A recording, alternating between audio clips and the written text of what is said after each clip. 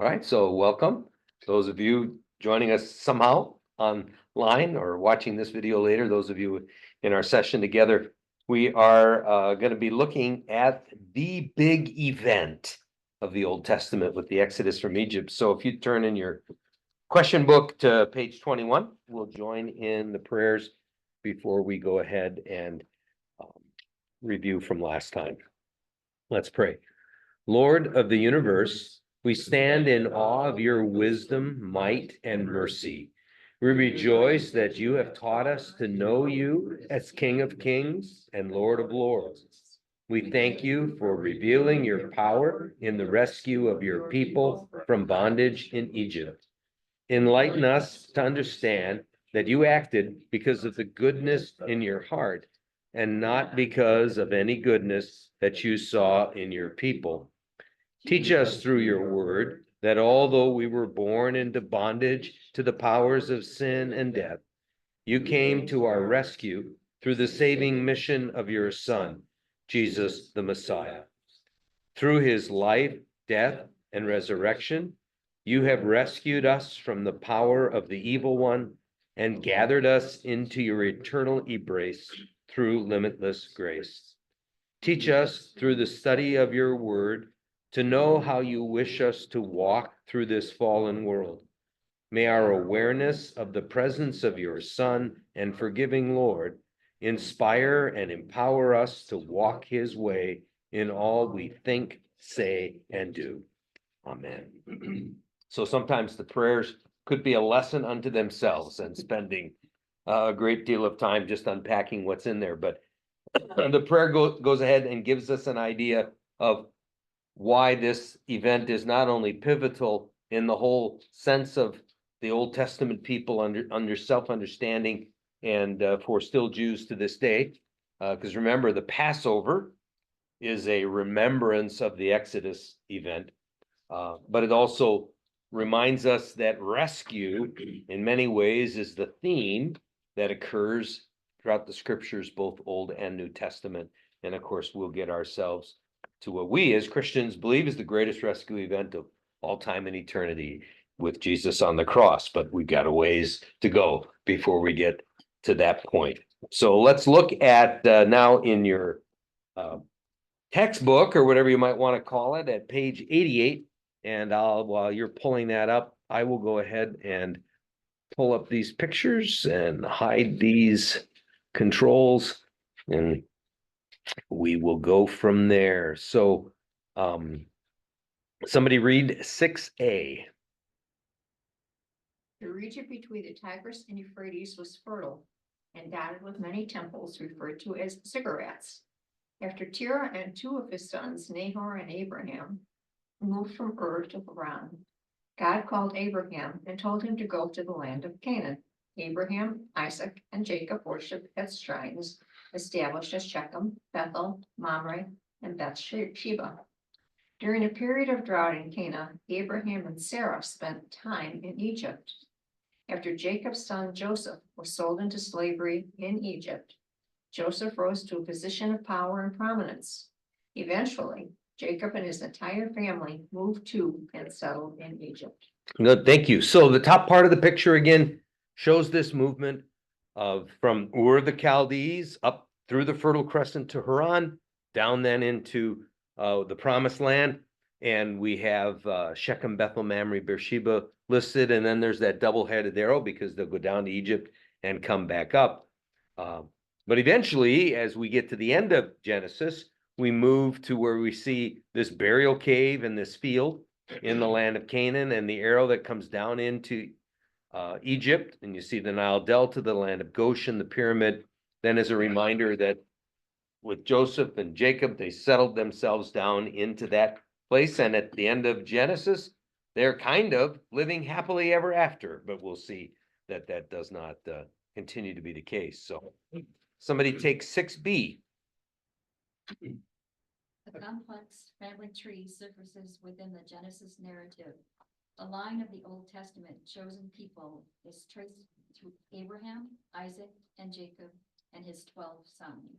So again, those genealogical things, and you see the yellow spots where occasionally a woman is mentioned, but for the most part, you're following it down through. So you go with the men through Noah and Shem, and then the subsequent sons.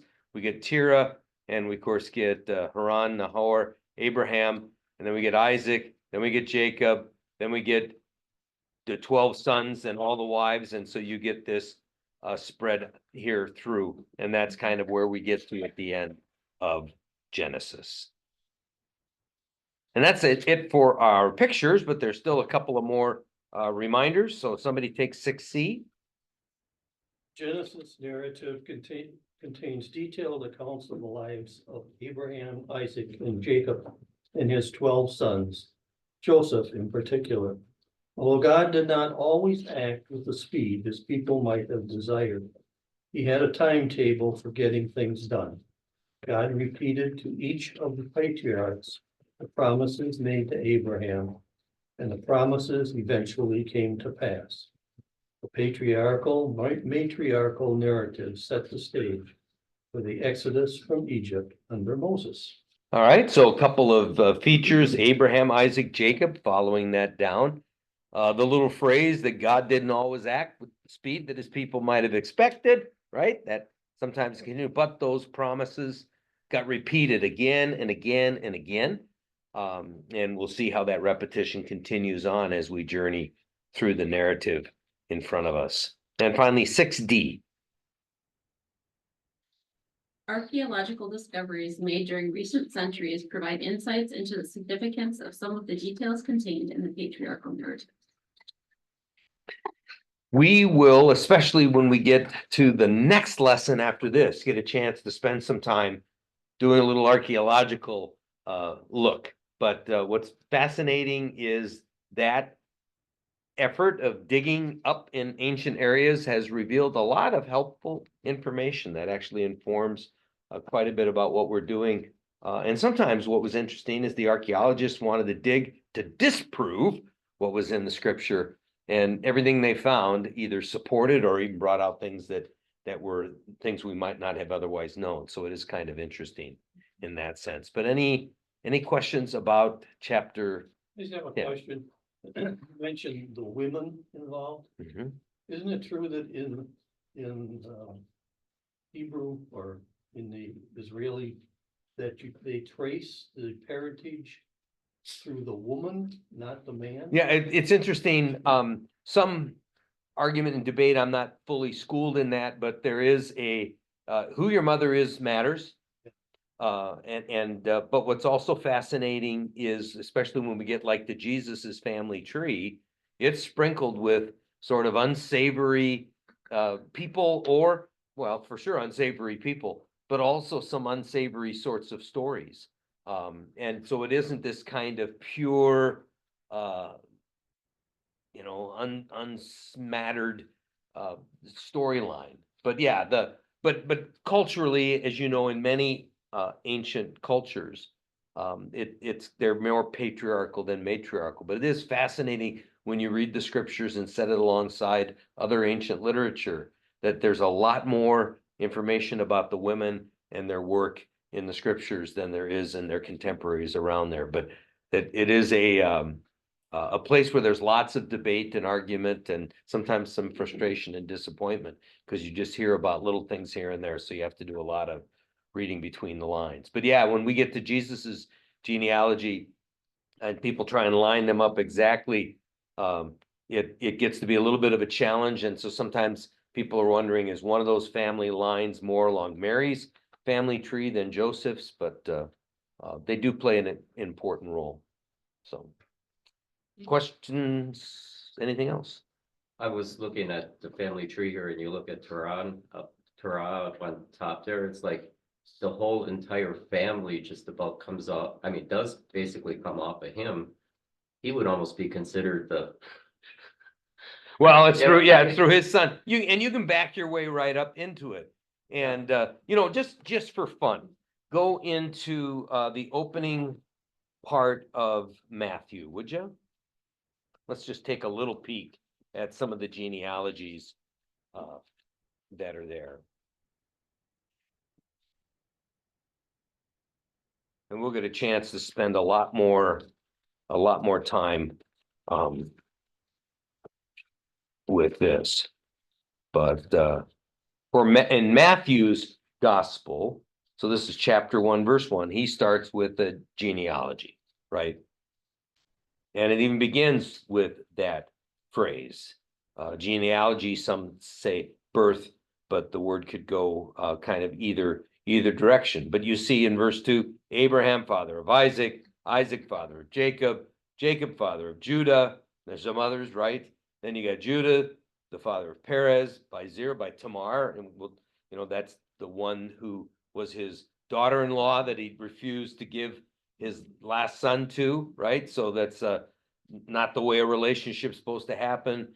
But you got Perez, Hezron, Ram, some say Ram, Aram, Aminadab, Nahshon, Salmon, Boaz, by Rahab, and that often is understood to be Rahab the harlot that we'll meet later with the Battle of Jericho. Then you have Boaz, Rahab, let's see, Obed, Ruth. She's a Moabite, right? So she's not even quote unquote Hebrew or Jewish. She's a foreigner. But then you get Jesse, David, right? And then you go David, Solomon, etc. You go all the way through, but you start with where? Abraham, right? Yeah. And so Matthew in his gospel is going to help us understand that Jesus is the first of a new chosen people. Now turn to Luke chapter 3.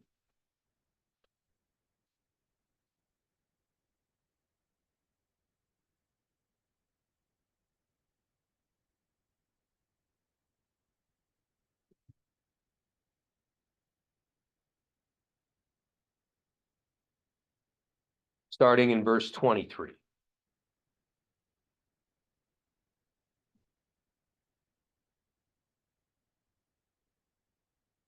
Goes the other direction, Yep. right? And interestingly enough, it says he was the son, as was thought, right, of Joseph, Heli. And if you try to line these up, they don't line up perfectly, but you keep going back all the way to whom? Adam. Adam.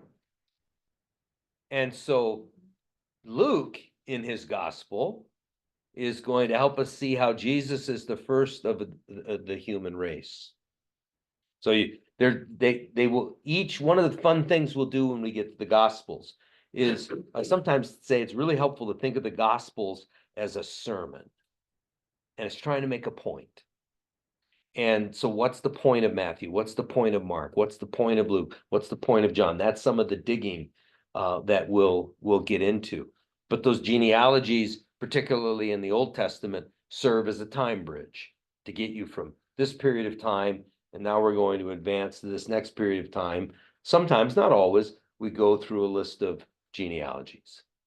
So, but we'll come back and get more detail. One of the fun things in the Crossway course is we'll spend 2 whole units on Matthew, 2 whole units on Mark, 2 whole units on Luke, 2 whole units on John. So when I say that it's a 60-unit study of the whole Bible, and you say, well, there's 66 books, so what's, some of them are going to get compressed, and we'll even spend a teeny bit of time looking at some other writings that aren't biblical. And of course, here we are in unit 6, and we're finishing unit 6, starting to this time unit 7. We're just getting to Exodus, which is the 2nd book. So you're going to see we're going to do some scooting. Even though we're digging, there's still going to be much more digging to do. So well, speaking of things, here is again that Hebrew structure. You don't have this.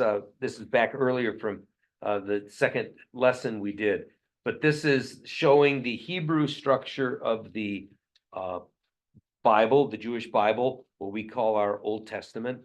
And so you can see the law, the Torah, as it's referred to, Genesis through Deuteronomy. And then you've got the prophets, which start with Joshua, go through Samuel and Kings, jump to Jeremiah, Ezekiel, Isaiah, and then we skip through go through the 12 at the end, and then come the writings. So there's the law, the prophets, and the writings. That's how it's divided up. And we've just been spending some time in the book of Genesis, and we're going to jump into Exodus. We'll do a little bit in some of these other books as we work our way through, but that's what's happening. And let me also put this up with the timeline, if you want to grab your own timeline to look at. I think we did a little explaining of this previously, but just to make sure I get some of this in the recording, I'll reference a few things. If you look at the black bubbles with the decades in there, right? You see 19, 18, 17, 16, 15, 14, right? 13, 12, 11, 10, 9, etc., all the way across. And then the line underneath that, to which the black lines drop down, that's the timeline proper. The period of time for Genesis 1 through 11 has a clock with a question mark, because we simply suggest that there is some debate and discussion about what that time was and how that might have come about. You're probably aware there are people who want to take all of the days and dates and numbers literally to the point, and if so, you get back and you've got a creation that's about 6,000 years old. Or there's others who will talk about how the time and the numbers may or may not be literal or precise or exact, but it's not the time and the numbers that are the point. It's the narrative that's unfolding in that. So anyway, we don't spend a lot of time in that debate, but here you see Abraham, Sarah, Isaac, and they're in this little pink section. And the pink section, the length of these sections is not necessarily having to do with time precisely, but trying to show you that the pink section, which is Abraham, we got quite a bit of information. The purple section, which is Isaac and his family, is a smaller, because we don't hear a lot of information about him. Then you have Jacob and the 12 sons, the one daughter, the 2 wives, the 2 concubines, and then with the story of Joseph. And then finally, you can see the arrow pointing to Egypt here, the pyramid. And this is where we get at the end of Genesis. And then that black and yellow long period of about 400 years, that's what happens when you get to the end of Genesis and turn the page to Exodus. All of that period of time, show it here too, all of that period of time is where we're not, the story just picks up later. All right. So that's one of both the realities, and sometimes for people, one of the frustrations, because the Bible doesn't always give us the information that we want, or it doesn't always answer the questions that we might want to ask. And and as we jump now into the Exodus story and kind of continue through in the subsequent units to talk about the wanderings in the wilderness, the conquest into the promised land, you're going to find yourselves, as you may already know, walking through some very unpleasant reading, or some really hard, difficult stuff. And there's lots of violence, and there's lots of just kind of ugly stuff going on. And I don't remember when someone told me this, but it has been very helpful for me. And it's going to sound a little funny when I first say it, but I think I think it'll make sense to you. But this person once said to me, they said, well, you know, Jeff, you don't have to like everything you read in the Bible. And that was helpful for me, because sometimes I found myself getting stuck on the stuff I didn't like, and that was letting that drive the ship. And their point was simply, you know, you don't have to like everything you read. And we'll talk some more about a different lens to look through some of this when we get either perhaps today, but if not at a subsequent unit that Martin Luther spoke about. That's very, very helpful too. So, but this is kind of where we're going. And so we go from the end of Genesis here, at the kind of the Joseph cycle, if you will, and then we get a long period of time and we pick the story up over in here. So let us jump ahead into the text.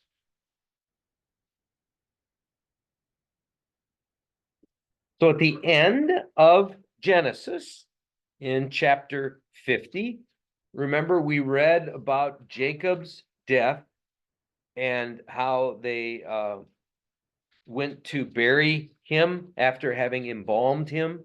And after they kind of got all done with that, then his brothers come up with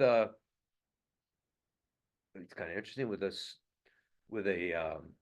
I'll say a story. I don't quite know the right way to say it, but his brothers come up with a statement that may have been from his father or may have just made up on behalf of his father, right?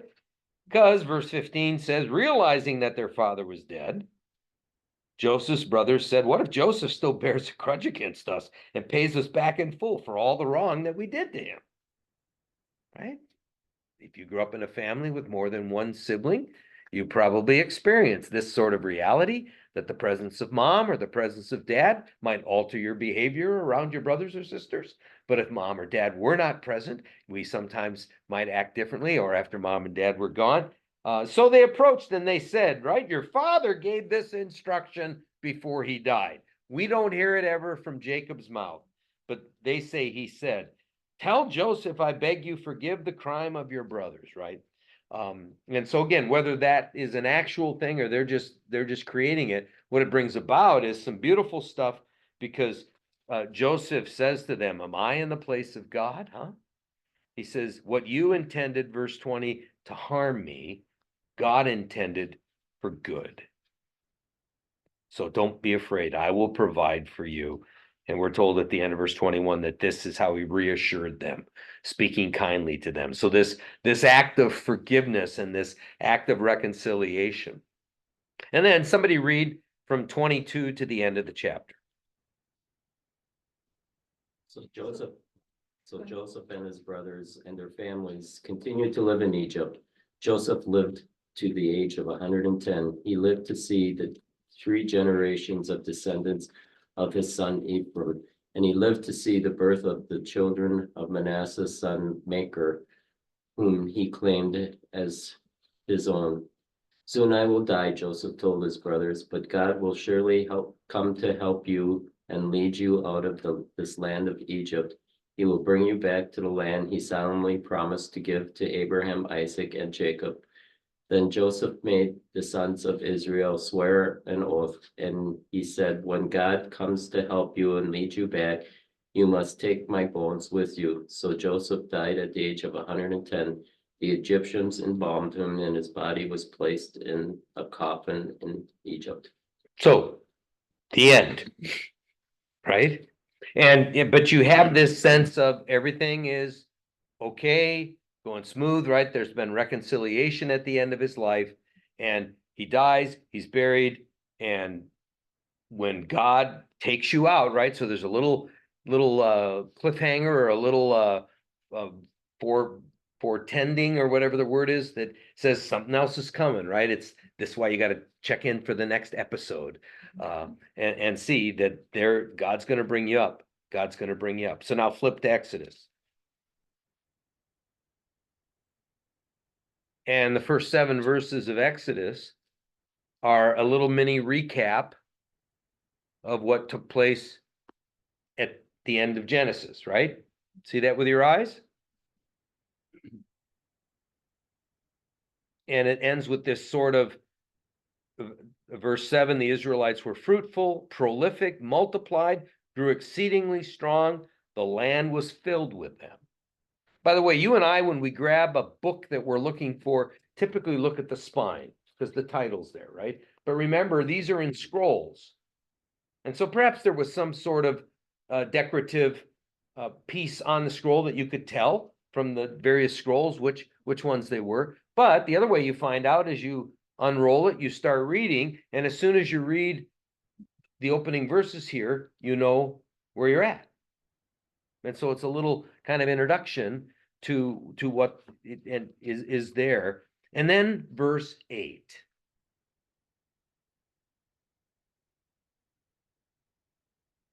Liz? Eventually, a new king came to power in Egypt who knew nothing about Joseph or what he had done. Dun, dun, dun, dun, right? I mean, that's the music now. You get the sense of, oh, okay, there's going to be a shift in the story, right? And of course, we know it, so it doesn't strike us so, but imagine somebody hearing this for the first time, right? And remember, these are oral long before they're written. And so these accounts and narratives would be passed down, and that's why we get some of the little phrases that say, and they are here to this day. Or in former times, this is how they used to do it, kind of. So you get a sense that the writing is occurring sometime after the event here. By the way, the first 5 books of the Old Testament are traditionally attributed to Moses, right? So depending on the if you ever have a King James Bible, usually it will say something like the beginning of the first book of Moses, commonly called Genesis, the second book of Moses, commonly called Exodus, and those sorts of things. But again, depending on the type of translation you have that. But there's this new king. And the king looks and sees the Israelite people, sees that there are many of them, afraid that if they if they all join together as one against them, there's going to be a problem. And so what's his solution? Well, first Make though, them slaves. Slaves. turn them into slaves, right? And so that's why in this illustration, you see the chains around that land of Goshen. Okay. And they're going to be, if you will, drafted, conscripted into a workforce, right? And they're going to build.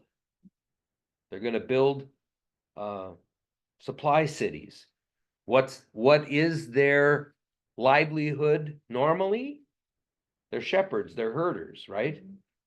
So they're being pulled off the land, forced to work in building these supply cities. And yet, so the first goal was, if you will, to work them to death.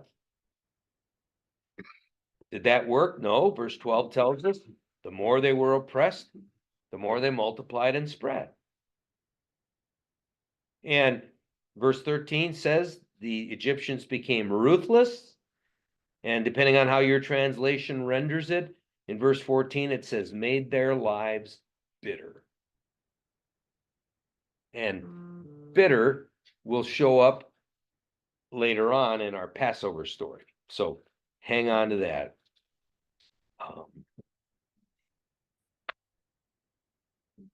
And then they were also described as being ruthless, right? Mean, cruel, hard. This still doesn't seem to solve the problem. So now the king of Egypt is trying to do what? Kill the male children, right? In fact, instructing the midwives that if a child is born and it's a boy, kill it. If it's a girl, you can let it live. And of course, the midwives, they can't bring themselves to do it. And when they're called to task, they say, well, you know, those Hebrew women are pretty vigorous. They're not like the Egyptians.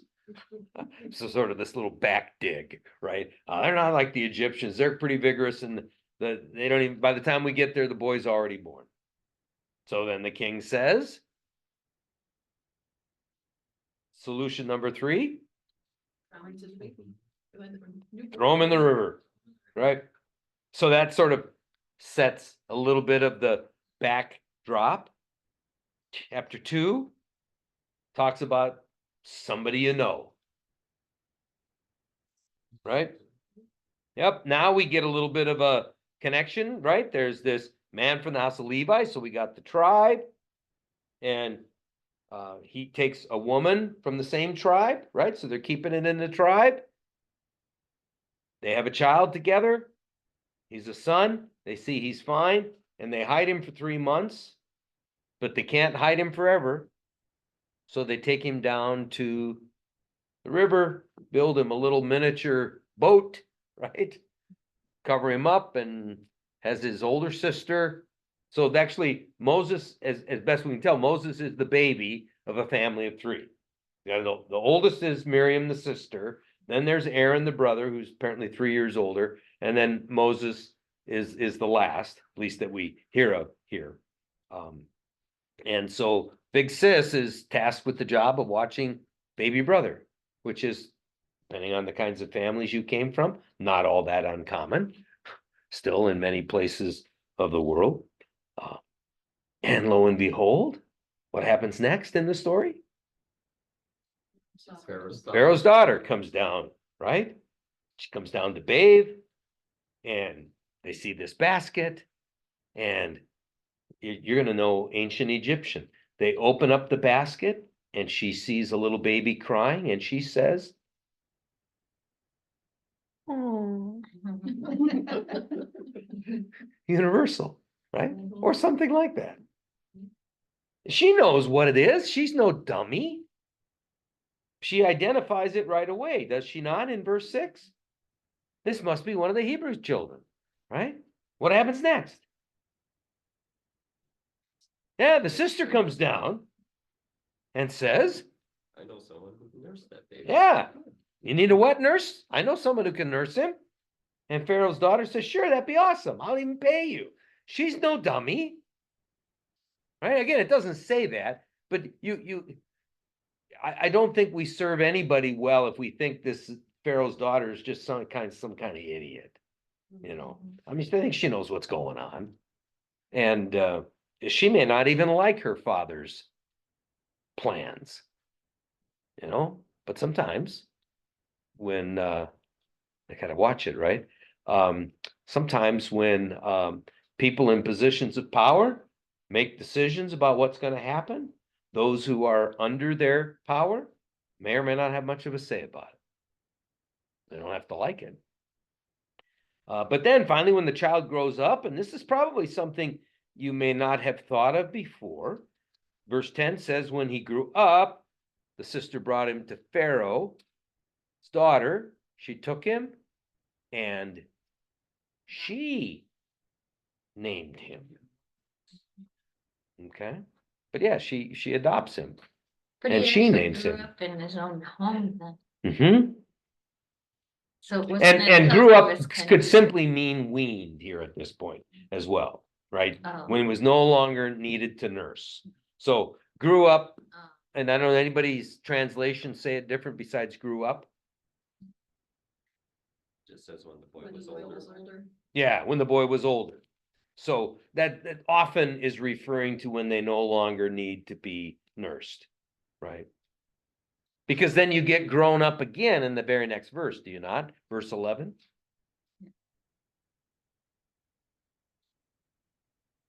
And again, we aren't told exactly how long these things are playing out, but in the first verses of this chapter, Moses is a little baby and maybe a young little boy. When we get to chapter 11, he's a grown man, or chapter 11, verse 11, he's a grown man, right? Or at least a young man, not a kid any longer. And what does he see? He goes out and he sees this forced labor happening. So this has been continuing on, has it not? And in fact, he sees an Egyptian beating a Hebrew, one of his kinsfolk. And someone will ask, well, wait a minute. Did he think he was Egyptian? Probably not. There were probably enough physical distinctions. And, you know, Pharaoh's daughter may have been, this might have been an open adoption. Right? Not the old fashioned kind where you might know absolutely nothing about where you came from. But he sees the Egyptian beating a Hebrew. He steps in, kills the Egyptian, hides him in the sand. The next day he goes back out. And now he sees two guys fighting, but it's two Hebrews. And he basically said, hey, you guys are on the same side. What the heck is going on? And they reply, somebody go ahead, Liz, in 14. The man replied, who appointed you to be our prince and judge? Are you going to kill me as you killed the Egyptian yesterday? And Oh, then Moses was afraid, thinking, everyone knows what I did. And sure enough, Pharaoh heard what had happened, and he tried to kill Moses, but Moses fled from Pharaoh and went to live in the land of Midian. so now all of a sudden, he's out of Egypt, out into the land of Midian, out in that more arid place. And he comes to a well. And again, this will kind of maybe frustrate you a little bit. What happens when Moses is kind of resting at that well? 7 daughters, yeah, of one of the priests of Midian. They come to water their flock. They get it all set up and ready, and what happens? They get chased off, right? And they get chased off. So you might say they, perhaps in today's parlance, you'd say they were bullied, right? Or these other shepherds show up, force them to flee. So they've done all the work, but they don't get the benefit of the work. But in this instance, on this day, what happens? Moses steps up in, right? Comes to their rescue. They get to water their flocks. And then it's the verse 18 that sometimes gets people really mad. Their father, here named Rule, some places named Jethro, same guy. What's he say? Why are you back so soon? Why are you back so soon? In other words, the story we just heard about them filling out the trenches and being chased off and bullied happened day after day after day after day. And apparently, Dad did nothing about it. As unfortunately, sadly, sometimes still happens. Because right, he says, "Why are you so early?" Meaning that's not normally when they get back. And they say, "Well, there was this Egyptian dude and he helped us." And he says, "Well, where is he? Invite him to dinner." And they do. And in the process, again, this sort of Middle Eastern hospitality, he says, "Well, one of my daughters is a wife," right? But more than likely, again, reading between the lines, it doesn't say this, so this is simply interpretation. More than likely, here's a strong young man I want to enlist to be part of my clan and my workforce. And so if I give him one of my daughters, he's now part of my staff. Okay, if that helps a little bit. So, and indeed, then he marries a daughter, they bear a son, they name him Gershom, which is connected to the word of sojourn or wander. And he is an alien. You see that in some translations? Others, do you have sojourn? What other words do you have in verse 22? Stranger. A stranger in a foreign land. Yeah. Not that it will necessarily, wading into dangerous waters, not that it will necessarily change any of your viewpoints or opinions, but do notice how often in this narrative, as we're following along, that the Hebrew, the chosen people, are guests in other territories, right? They're living as aliens, as sojourners, as foreigners, right? And so that, by the way, is why when you go through and we actually have a whole unit on the laws. Woo! Of the Old Testament, but you're gonna read some of those and you'll hear them about having compassionate to the foreigner, because they themselves were often foreigners in other lands, right? Well, that chapter sort of ends with the death of that king in Egypt. And somebody read 23 through the end of the chapter. After a long time, the king of Egypt died. The Israelites groaned under their slavery and cried out. Out of the slavery, their cry for help rose up to God. God heard their groaning, and God remembered his covenant with Abraham, Isaac, and Jacob. God looked upon the Israelites, and God took notice of them. All right. So, like we had on our prayer, sometimes not as fast, not on the timetable we would want, but God has not abandoned his people. And now we pick up in chapter 3 with a section that you're probably, again, relatively familiar with. And now the father-in-law is named Jethro instead of Rule, like he was a little earlier. The interchangeable names, that happens quite a bit in the Bible. But he's keeping his father's flock in the wilderness at Horeb. That's another name for Sinai. Okay, so some of the books talk about Mount Sinai. Some of them talk about Mount Horeb. And what happens there? Lori, can you read 1 through 6. Moses was keeping the flock of his father-in-law Jethro, the priest of Midian. He led his flock beyond the wilderness and came to Horeb, the mountain of God. There the angel of the Lord appeared to him in a flame of fire out of a bush. He looked, and the bush was blazing, yet it was not consumed. Then Moses said, I must turn aside and look at this great sight and see why the bush is not burned up. When the Lord saw that he had turned aside to see, God called to him out of the bush, Moses, Moses. And he said, Here I am. Then he said, Come no closer, remove the sandals from your feet, for the place on which you are standing is holy ground. He said further, I am the God of your father, the God of Abraham, the God of Isaac, and the God of Jacob. And Moses hid his face, for he was afraid to look at God. All right. So, what was so amazing that he saw? Bush burning, but it wasn't burning. Right, the unburning or the unburned up burning bush. You almost get the sense that the fact that the bush was on fire was not the big deal. It was the fact that it was on fire and it kept burning and didn't burn out. That was weird, right? That was different. And God used the burning bush essentially as an attention getter. Because it says in verse 4, when the Lord saw that he turned aside to see, and again, my weird brain says stuff like, I wonder if maybe like God whispered to him for a while and said, well, that's not working. Let's try this. You don't know. We don't know, but he gets his attention. He calls him. Moses responds. And then most of us perhaps have got kind of now Charlton Heston pictured in our brains. He tells him to take off the sandals from your feet because you're on holy ground. We'll see that play off again a little bit later in the story, but God calls to him, right? And then in verse 6, there we've got that cycle that we will hear again and again. I'm the God of your father, the God of Abraham, the God of Isaac, the God of Jacob.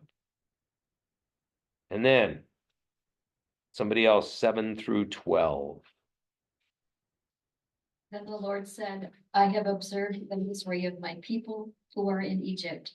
I have heard their cry on account of their taskmasters.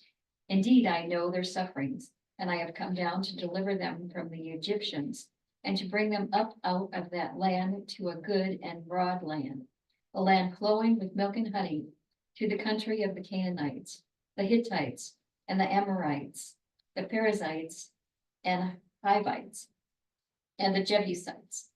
The cry of the Israelites has now come to me. I have also seen how the Egyptians oppress them. So come, I will send you to Pharaoh to bring my people, the Israelites, out of Egypt. But Moses said to God, who am I that I should go to Pharaoh and bring the Israelites out of Egypt? He said, I will be with you, and this shall be the sign for you that it is I who sent you.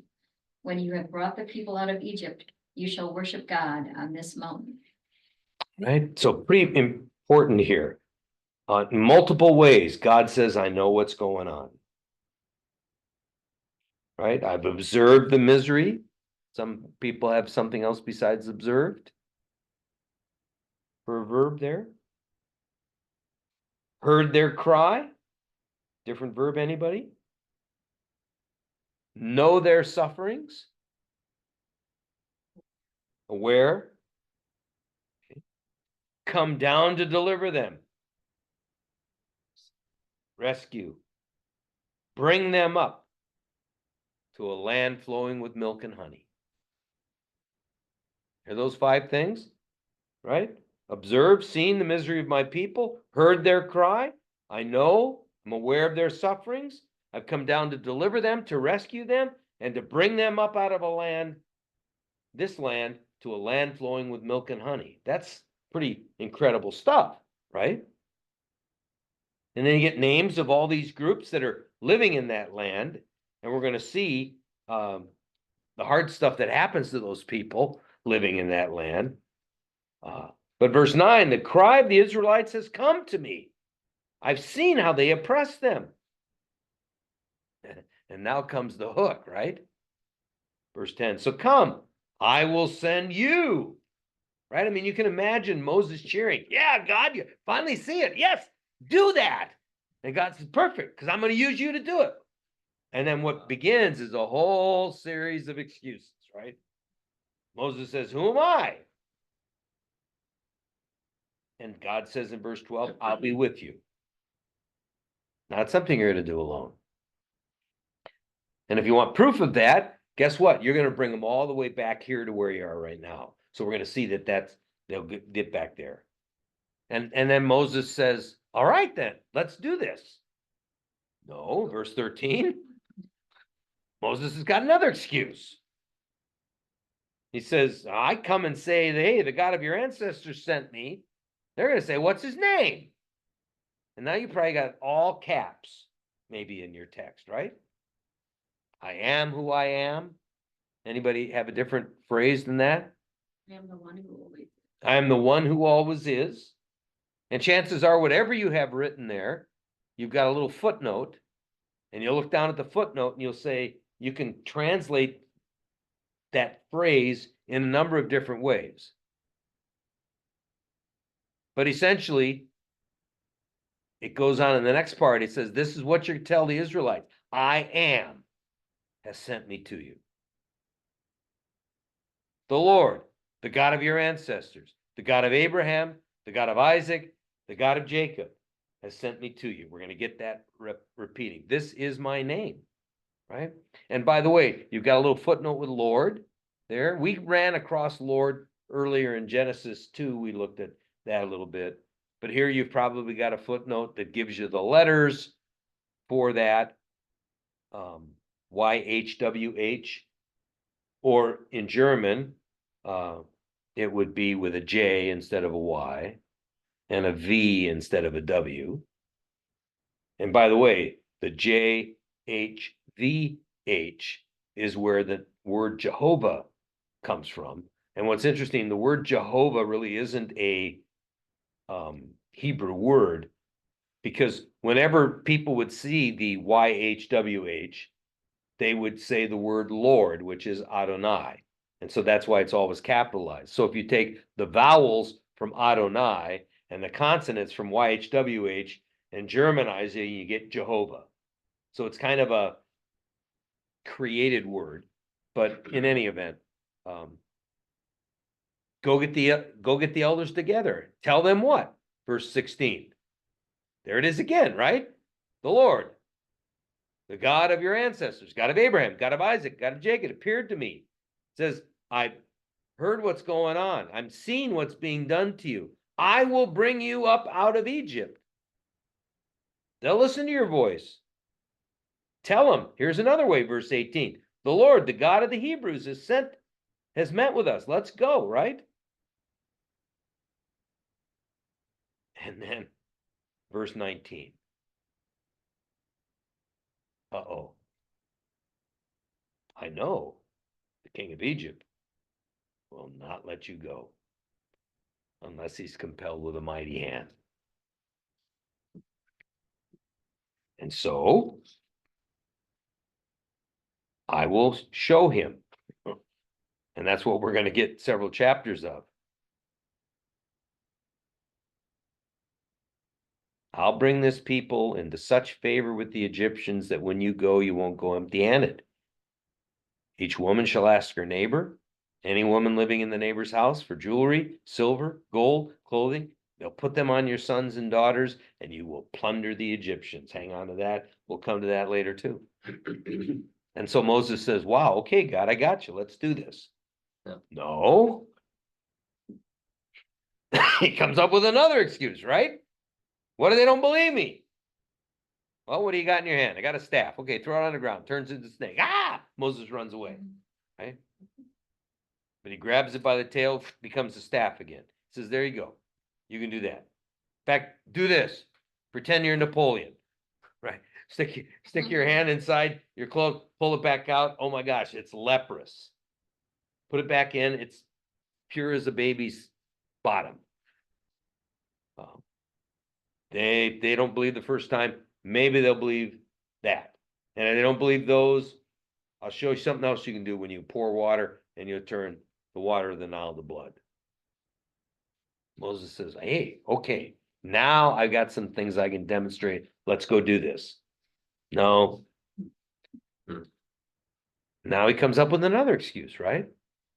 And we don't know exactly what it means, but many think he said something like this, God, I'm not to talk very good, right? I'm slow of speech, slow of tongue. That's kind of what they think might have been happening. And God says, well, you just happen to be talking to the person who created the ability to speak. I'll be with your mouth. I'll tell you what you're to say. Okay, that does it. But no, what's he say in verse 13? Right, no more excuses. He might, again, to me, I read this and I think Moses is going, okay, every single excuse I'm coming up with, he's given reasons why those aren't really excuses. So, hey, guess what, God? I don't want to do this. Send somebody else. And then another phrase that will show quite a bit in the text to come about the anger of the Lord kindled, right? It says, how about your brother Aaron? He can speak. He's on his way to meet you. You speak to him. You put words in your mouth. I will be with your mouth. I will be with his mouth. I will teach you what you should do. He shall speak for you to the people. He shall be your mouth. You shall be like God for him. Take your staff. Go. And so finally he goes. We'll meet a similar encounter much later on in our study of the prophets, when God says to a particular prophet, I want you to go to Nineveh. And he says, okay, Nineveh's that way? Cool, I'm going this way. That's Jonah, as you may know. So we'll get there with some of this. So he goes back, goes to his father-in-law, tells him about what happened. He says, go, keep my wife and kids for me. I'll be back later. And on the way out, he's going to meet his brother, right? And they're going to be reminded about all of the things that they are supposed to do. And let's see here. I skipped something, didn't I? He actually takes his wife with them for this part of the journey. He passes them off later and they get brought to him later. And you get this weird thing about circumcision and this bridegroom of blood, and nobody's exactly sure, myself included, what it all means. And why does it talk about God trying to kill him? It's just really like not quite sure exactly what's going on. But now at the end of that chapter 4, Moses and Aaron meet up. Aaron's all excited. They're going to go. And notice somebody read 27 through the end of the chapter. The Lord said to Aaron, go into the wilderness to meet Moses. So he went. And he met him at the mountain of God and kissed him. Moses told Aaron all the words of the Lord with which he had sent him, and all the signs with which he had charged him. Then Moses and Aaron went and assembled all the elders of the Israelites. Aaron spoke all the words that the Lord had spoken to Moses, and performed the signs in the sight of the people. The people believed him, and when they heard that the Lord had given heed to the Israelites, and that he had seen their misery, they bowed down and worshipped. And they lived happily ever after. No, I mean, it right now it's good, but we're going to see that those who believed that God was really going to do this themselves quickly get to a place where they don't believe.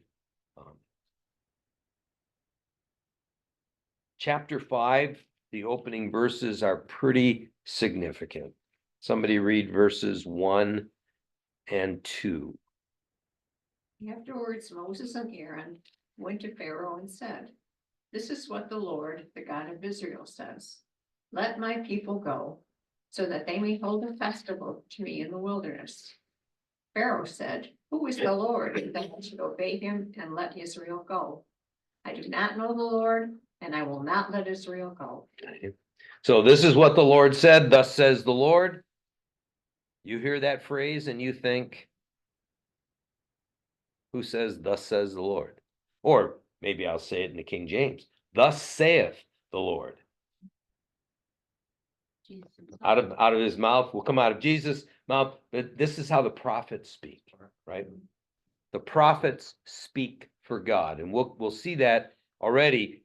God says that Moses, Aaron's going to be your spokesperson, and we'll see that pop up here a little bit. But so this is what the Lord says: let my people go. Pharaoh says, Lord, who's that? I don't know who that is. Because you may be aware that the pharaohs were understood to be the earthly incarnation of the gods. The pharaohs are the boss in Egypt. And who's this Lord guy? Well, the sad truth is what's going to unfold in the next several chapters is God saying to Pharaoh, I'll show you who I am. And of course, they go on to say, it's the God of the Hebrews. We're supposed to go do a 3-day journey.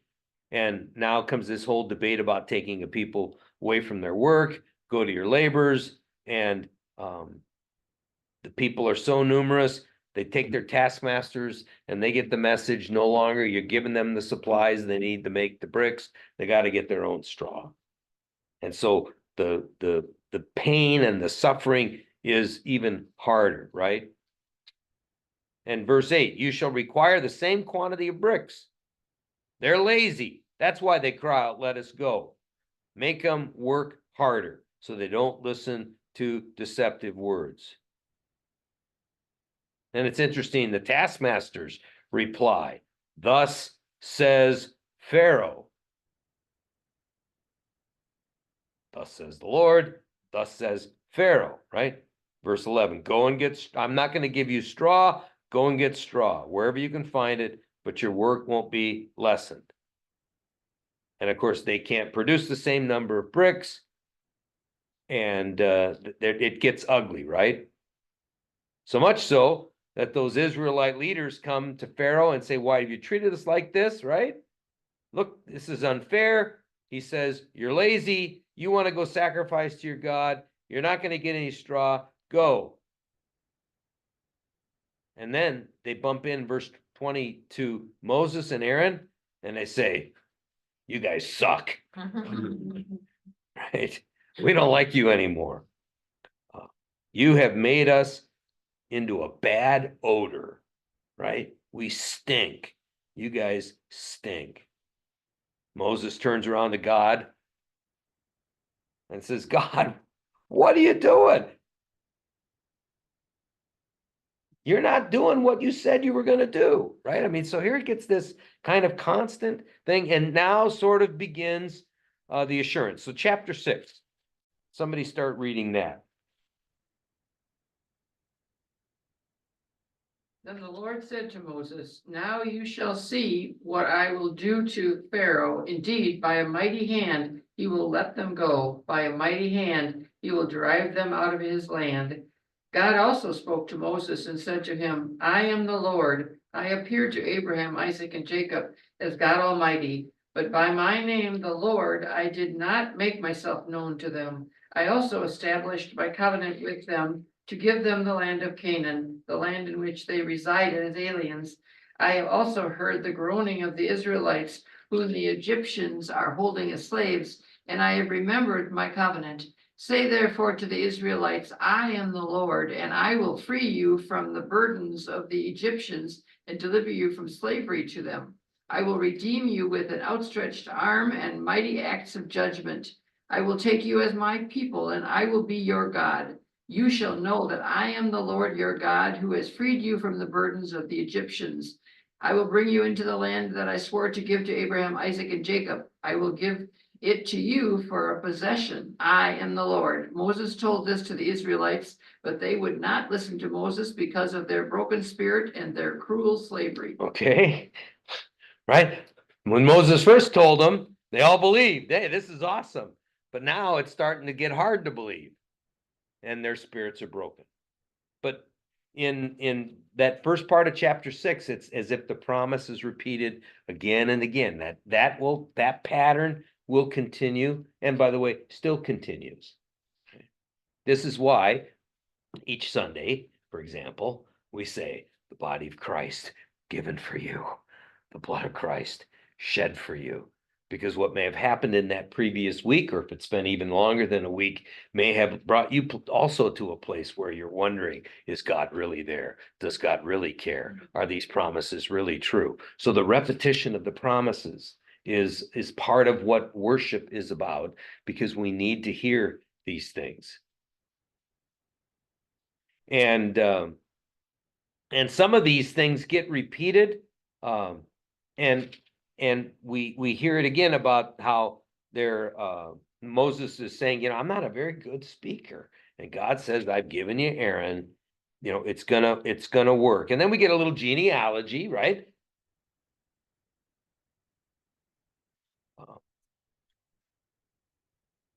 And then we get reminded of it at the end in verse 28. On the day when the Lord spoke to Moses, he said, I am the Lord. Tell Pharaoh all that I'm speaking to you. Moses says, I'm a poor speaker. So he can't quite get over this. And here comes this interesting little section.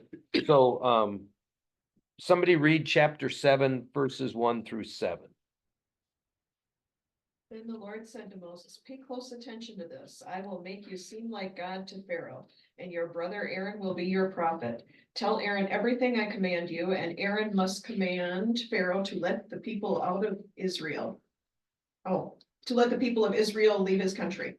But I will make Pharaoh's heart stubborn so I can multiply my miraculous signs and wonders in the land of Egypt. Even then, Pharaoh will refuse to listen to you, so I will bring down my fist on Egypt. Then I will rescue my forces, my people, the Israelites, from the land of Egypt with great acts of judgment. When I raise my powerful hand and bring out the Israelites, the Egyptians will know that I am the Lord. So Moses and Aaron did just as the Lord had commanded them. Moses was 80 years old and Aaron was 83, and when they made their demands to Pharaoh. Okay. So here comes again that connection. He says, you're going to be like God to Pharaoh. Aaron's going to be your prophet. So here's what a prophet does. A prophet speaks on behalf of God. So remember that later when we get to the section on the prophets. We also get some of this where God says, I will harden, or what was your version besides harden? In verse 3? I will make Pharaoh's heart stubborn. I will make his heart stubborn. I will harden his heart. We're going to read, and this can be troubling, because sometimes Pharaoh hardens his own heart. But sometimes the text very clearly says the Lord hardened Pharaoh's heart. So watch for some of those. But the whole goal is so that the Egyptians may know that I am the Lord, right? Thus says the Lord, let my people go. Who's the Lord? We're going to find out. And we're not going to read through all of these, but you've got Aaron's rod, right? And so now begins that laying down of the challenges back and forth between the Moses and Aaron and the Egyptians, right? And so, they throw down the rod, it becomes a snake. Well, guess what? Pharaoh says, hey, my guys can do that. Come here, guys, show them. They turn their rods into snakes. And what happens? It does. But Aaron's snakes eats their snakes. But it says at the end of verse 13, still Pharaoh's heart was hardened. He would not listen to them. Apparently they don't do the leprosy one. Because the next thing that happens, they turned and have the water turn to blood, right? Strike the Nile, it shall be blood. So that's what they do in verse 20. And the fish die, the river stank, they couldn't drink it. This is not good. But verse 22.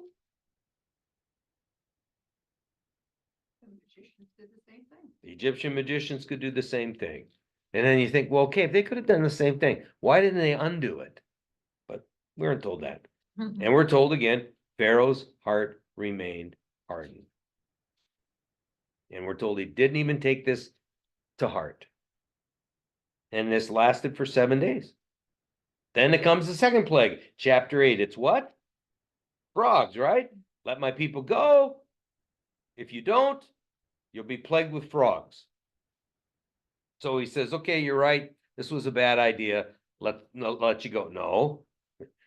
Doesn't happen, stretches out the hand, and by the way, this is where we understand Hollywood didn't read this, right? Because we got Moses doing all this stuff and it's Moses and Aaron, but yeah, that's not good for Hollywood. So couldn't find couldn't find someone to stand up with Charlton to do this.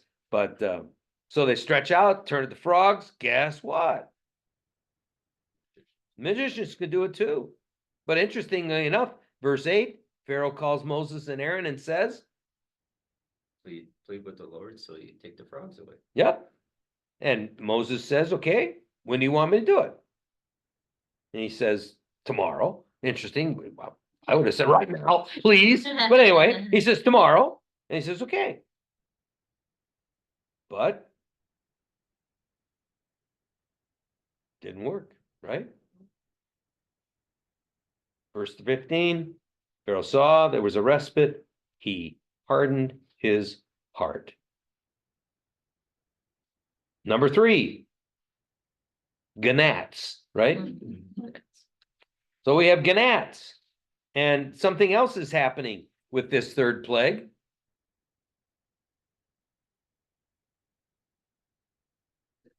Magicians couldn't do it. Yep, and what do they do? What do they say and do? This finger of God. But Pharaoh's heart was hardened. Yep. So they basically say, hey, we're out of our league here, right? Doesn't matter. So now they're going to go and do swarms of flies. But now the stuff, and this is sort of strange, now there's a distinction made between Goshen, which is where the Israelites are, and the Egyptians. And this is going to be this distinction made. And we're told at the end of verse 24, the land is ruined because of the flies. And Pharaoh seems to relent in verse 25, right? With a compromise. He says, okay, you guys can sacrifice, you just got to do it in the land. Moses says, no, we can't do it in the land because the way we do sacrifices is not how you guys do it, and it's going to cause trouble. And he says, okay, I'll let you go. We got to go 3 days journey. Pharaoh says, verse 28, I will let you go sacrifice. Just don't go very far away and get these things out of here. But again, it happens. Pharaoh hardens his heart. So we got to try round number 5, right? You can almost in your brain sort of think of a bell in a boxing match, right? Ding, ding, you know. I mean, now we're going to the next round. And we're going to have livestock. Because there's going to be a deadly pestilence. But it's going to happen to the Egyptians and not the Israelites. Still, Pharaoh's heart hardened, right? Ding, ding. Next one. Boils, right? Take soot, throw it in the air. All these festering boils. And verse 11 has the magicians bowing out. They've already were outgunned and now they can't even make an appearance. And for the first time, it says in verse 12, the Lord hardened the heart of Pharaoh. And I think of a boxing match where the one boxer holds up the other so he can keep pounding. Because Pharaoh, after all, thinks he's God. It's not a pretty story. Then you've got the thunder, right? And it's interesting. Somebody read 13 through 21. Then the Lord said to Moses, get up early in the morning and stand before Pharaoh. Tell him, this is what the Lord, the God of the Hebrews says. Let my people go so they can worship me. If you don't, I will send more plagues on you and your officials and your people. Then you will know that there is no one like me in all the earth. By now, I could have lifted my hand and struck you and your people with a plague to wipe you off the face of the earth. But I have spared you for a purpose, to show you my power and to spread my fame throughout the earth. But you still lord it over my people and refuse to let them go. So tomorrow at this time, I will send a hailstorm more devastating than any in all the history of Egypt. Quick, order your livestock and your servants to come in from the fields to find shelter. Any person or animal left outside will die when the hail hits. Some of Pharaoh's officials were afraid because of what the Lord had said. They quickly brought their servants and livestock in from the fields, but those who paid no attention to the word of the Lord left theirs out in the open. Okay, so now you're starting to get this distinction among Pharaoh's ranks, but you know, it's again, this whole sense of, then you shall know that I am the Lord. Say till 3 o'clock, they have to talk off here, but you wanted me to lock the door. No, you leave it open so they can get in. Okay, Thank you. I tried texting you, but Yeah, thanks. Mhm. So this is, you know, you get the sense of this continuing to ramp up. So verse 27, I mean, it happens and it's bad. Verse 27, Pharaoh summons Moses and Aaron and says, I have sinned. The Lord is right. My people are in the wrong. Pray, we'll let you go. You don't have to stay. All right. And Moses says, well, I'm going to pray to God to stop this, but I know that you're not there yet. They're just saying it. I guess this is being recorded, but that's okay. I think of when I used to fight with my brothers or they with me, and whoever managed to have the upper hand, arm behind the back, say uncle, right? Uncle. And then your arm got back out and you were scheming how you were going to get back at him right away. I mean, so you said, I'm done. I give up, but it wasn't. It was just to get a little more space. So that's kind of what's going on here. And then let's see. So in verse 34, it says, when Pharaoh saw that the rain and the hail and the thunder had ceased, he sinned once more and hardened his heart, he and his officials. So now we got to go to number 8. Ding, ding. And here it's interesting. The Lord says in chapter 10, I have hardened his heart and the hearts of his officials, so that I may show them these signs, so that you may tell your children and your grandchildren how I made fools of the Egyptians, so that you may know that I am the Lord. And that phrase, which is repeated multiple times throughout here, is all over in the Bible, so that you may know, right? Carried over, by the way, into New Testament times. Jesus says to Thomas, come, put your finger in my hands, feel my side, know that it is me. Thomas says, my Lord and my God. This whole sense of knowing the Lord. And we'll see this in Jeremiah, that passage where it says, for they shall all know me, from the least to the greatest, for I will forgive their sin and remember their iniquity no more. It's all about coming to know who God is. And so Moses, once again, and Aaron go to Pharaoh, right? How long are you going to refuse to humble yourselves? Let the people go. You're going to have locusts all over the place. Verse 7. See what happens there? Chapter 10. The officials came to Pharaoh and said, hey, Hey, come on, throw in the towel, right? Let him go. how long will you hold us hostage? Uh-huh. Right? But maybe this hasn't, perhaps you are not, should I say gifted? Or should I say cursed? With the reality of stubbornness. But for those of us who have it, and it's not just us Germans, others have it too.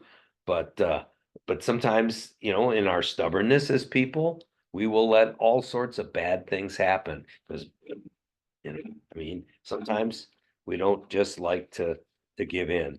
But it's not gonna matter. Yes, so Pharaoh sort of semi gives in, right? He says, go, you can go. Who's gonna go? He says, well, we're all gonna go. Everything we own is gonna go. And he says in verse 11, you can let the men go, but you got to leave the women and kids behind. Never, never, never, right? And they were driven from Pharaoh's presence. So here come the locusts, right? And Pharaoh again summons Moses in Aaron, verse 16. I've sinned against the Lord your God. Forgive me, right? Pray. Let him take this away. It happens. The locusts are gone.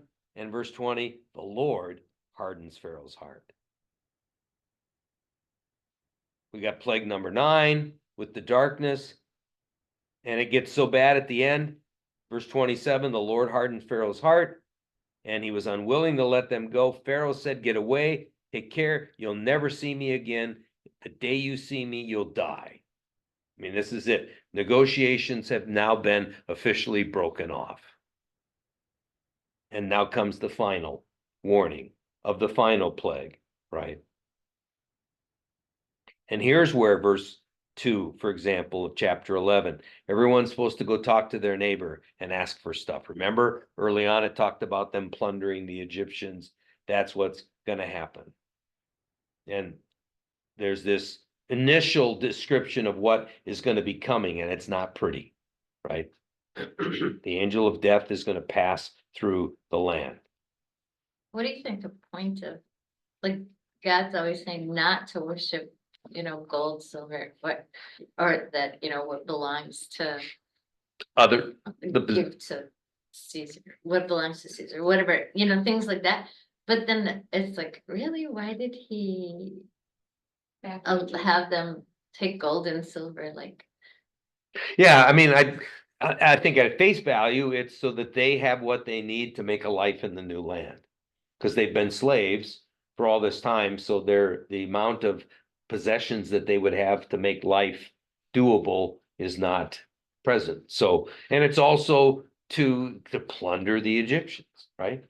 It cuts in a couple different ways. But again, it doesn't say specifically. And we're going to see how the gold comes back to haunt them later, right? Because you sort of know the story. You say, dang, man, if they didn't have that gold, they never might have made that golden calf. But we're going to discover that it's, if you haven't already, that it's not the faithfulness of anybody, but God. God's the only hero in the narrative. And as much as the Egyptians are being stubborn and hard-hearted, we're going to watch the people themselves demonstrate their stubbornness and hardness of heart. If Pharaoh and his officials didn't want to believe, we're going to watch the Israelites not wanting to believe. I mean, it's not I sometimes say it this way, and I don't mean that to any disrespect to people who spend much of their lives trying to teach children, but the Bible is not a children's book. And when we attempt, with rightly so, but in order to talk to our children about these texts, we have to whitewash a lot of the ugly out, which I think sometimes, unfortunately, is a disservice when we get older and we run into the ugliness of life, and it doesn't match up with the cute little Sunday school stories that we had to build upon. But this is not a story for kids. I mean, this is rated R for sure, and some of it later on is rated X. I mean, this is not kid stuff here. So the author of these materials would love to say, he says, when Jesus walked this earth, he taught adults and played with children. How come so often in the church we do the opposite? So, but good question. So they are getting ready then to plunder things. And so chapter 11 is sort of like a prelude, a summary of what has happened and a prelude of what is to come. And then, of course, chapter 12 is the whole Passover institution, right? And the people are called to take a lamb, a male, 1 year old, no defects, can be a goat or from the goats or the sheep. They're supposed to sacrifice it, take the blood, paint it on the outside of their doors, right? They're supposed to take the lamb, roast it whole, eat all of it. Anything that's left in the morning, they'll burn. Whenever I teach this to kids, I say, so you know what I'm burning? The head, the guts. I ain't eating none of that. Just burn it up right away, you know. But if the household isn't large enough to eat a whole lamb for themselves, they get together with a neighboring household, right? But then when they eat, they're dressed, even though it's in the evening, they're not dressed in their pajamas. They're dressed in their traveling clothes. They're eating quickly because they're in a hurry, because they're going to go free. They use unleavened bread because, as you know, making bread takes time, has to rise, then you beat it down, has to rise. They don't have time for any of that. So they're going to make unleavened bread, and they're eating quickly. They're in a hurry because they're going to go free. And of course, this meal is celebrated, and it symbolizes all that God has been doing to rescue them from the land of Egypt. And it's to be something they practice year after year after year, right? And so if you look at your timeline, even if we don't have it exact, where the Exodus is somewhere between 1200 and 1300 BC, you see it on your timeline? Because now you've got at 1600 to the left, you've got the pyramid with the arrow pointing to it. But in the middle of 12 and 1300, you see the pyramid busted up, right? You see the chains. And do you see the little splash of water next to the arrow? And then the arrow sort of loop-de-loops. And now look at the picture that I've just kept up on the wall. Here are the chains. Here's the splash of water. We've got the loop-de-loop arrow over here. This becomes a simple symbol for the Exodus. But so if this occurred somewhere in that little window of, let's just make the math simple and say 1250 BC, you have then 1250 years to get to AD, 2025 years to get there. So for 3075 years, this festival has been celebrated by the Jewish people. I mean, you talk about a long-term celebration.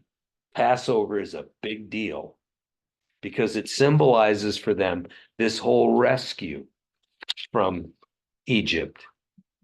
And towards the end of, oh, and by the way, so they eat the unleavened bread, they eat the roasted lamb, and they eat bitter herbs to remind them of the bitterness of slavery.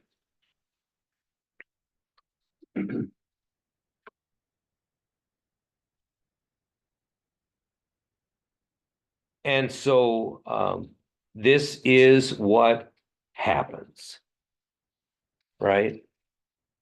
So when the angel of death passes through the land, there's death. But when it passes over a house, there is deliverance. Let me see here. So this is what happens, right? 29 says, okay, it happened. Pharaoh summons Moses and Aaron, says, get out of here. Go, go, go, go. And the next few verses, 33 to 36, talks about how the Egyptians said, come on, here, get out of here. Here's all our stuff. Take everything we have. Get out of here. Get out of here. And they go. And verse 36 ends with saying, and so they plundered the Egyptians. And so they head out. Somebody pick up in chapter 13, verses 17 through the end of the chapter.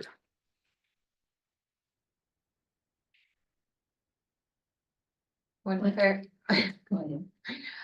Pharaoh let the people go, God did not lead them by way of the land of the Philistines, although that was near. For God thought, if the people face war, they may change their minds and return to Egypt. So God led the people by the roundabout way of the wilderness toward the Red Sea. The Israelites went up out of the land of Egypt prepared for battle. And Moses took with him the bones of Joseph, who had required a solemn oath of the Israelites, saying, God will surely take notice of you, and then you must carry my bones with you from here. They set out from Succoth and camped at Etham on the edge of the wilderness. The Lord went in front of them in a pillar of cloud by day to lead them along the way, and in a pillar of fire by night to give them light, so that they might travel day by day and by night. Neither the pillar of cloud by day nor the pillar of fire by night left its place in front of the people. Notice it's the Lord himself, right? In the pillar of cloud, in the pillar of fire. So God is leading his people out. Chances are, if your text says Red Sea, you have a footnote next to it. And if you look at the footnote, it will say literally it means Sea of Reeds, because we don't know exactly where the water crossing is. But even in this picture, the Red Sea is at the bottom, it's down out of the picture. Okay. But we've got the pillar of cloud, the pillar of fire. And so now they go and they camp up against this body of water. And guess what? They're not quite free, right? Pharaoh Changes his mind. Yeah, in fact, verse 4, he didn't necessarily change his mind. What does God say? I will harden Pharaoh's heart. He'll pursue you, and by that I will gain glory, and the Egyptians shall know that I am the Lord. And so, again, this whole, it's not easy to kind of think, what is this hardening? I mean, would he have let him go? So no, he probably would not have. But there is this battle between God and Pharaoh. And so they march out to go attack, right? And Pharaoh's army is marching out after them, all the chariots, all this is coming. And somebody read, Sherry, start verse 10 of chapter 14. As Pharaoh drew near, the Israelites looked back, and there were the Egyptians advancing on them. In great fear, the Israelites cried out to the Lord. They said to Moses, was it because there were no graves in Egypt that you have taken us away to die in the wilderness? What have you done to us, bringing us out of Egypt? Is this not the very thing we told you in Egypt? Let us alone and let us serve the Egyptians. For it would have been better for us to serve the Egyptians than to die in the wilderness. Okay, I'll stop you there for a minute, right? And you could just say how quickly they forget, right? But this is for me, this is another one of those passages where I'm reminded, because I used to, as a boy, when I struggled with some of these things, she's like, we couldn't have been alive when these things actually happened. Well, then you read about the people who actually saw what happened and how quickly they say, what? I don't want to do this, right? Finish that paragraph. Verse 13 to the end. But Moses said to the people, do not be afraid. Stand firm and see the deliverance that the Lord will accomplish for you today. For the Egyptians whom you see today, you shall never see again. Okay. The Lord will fight for you, and you have only to keep still. Yeah. No murmuring. No murmuring. Yeah, we're going to get the whole unit on murmuring later on. But this grumbling and complaining, this faith that keeps breaking down. And even God says to Moses, why do you cry out to me? Tell the Israelites to go forward. Lift your staff, stretch it out. And so what happens then is that pillar moves back that was ahead of them, moves behind them, creates this barrier through which the Egyptians won't be able to go, right? Moses raises the staff and the Lord sends a wind, it's driven back, and the sea is turned into dry land, right? The miracle, by the way, is not just that the waters are parted, but the ground underneath becomes hard enough to walk on. Mhm. If you've ever gone walking out in a river or in a lake, I mean, that the ground is not necessarily easy to walk on. And of course, the people go across, right?